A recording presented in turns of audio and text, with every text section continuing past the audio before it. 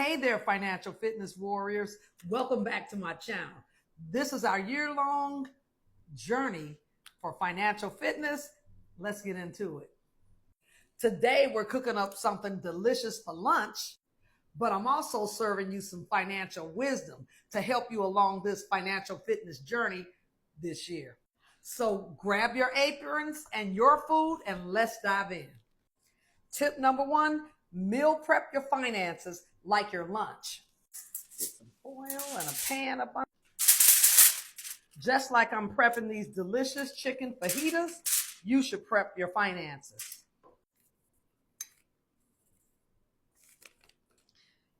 Just like I measured out the seasoning for this dish, you should be measuring your spending. Make it a date with yourself, trust me. And then have your budget sitting there, just like I have this recipe, sitting there and monitoring it as I prepare this dish. So you want to make sure you're not doing too much, you're not overdoing it, and you're following your plan or your budget that you set out. Like instructions. And if you want to make it more interesting and fun, consider using budgeting apps. Still see this? It's looking good and it smells so good. Tip number two, invest in yourself, literally and figuratively.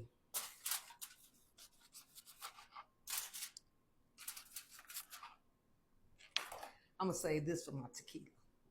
Just like these fresh veggies and lime, they're vital to your health. Investing in yourself is key to your financial fitness. Got to get this all in there. Take a course or read a book, or even pick up a hobby that may turn into a side hustle.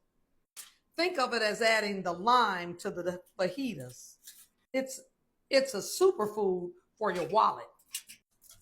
Tip number three, build a financial emergency kit.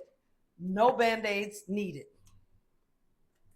Now, every good meal needs a secret ingredient, right? For your finances, that's an emergency fund.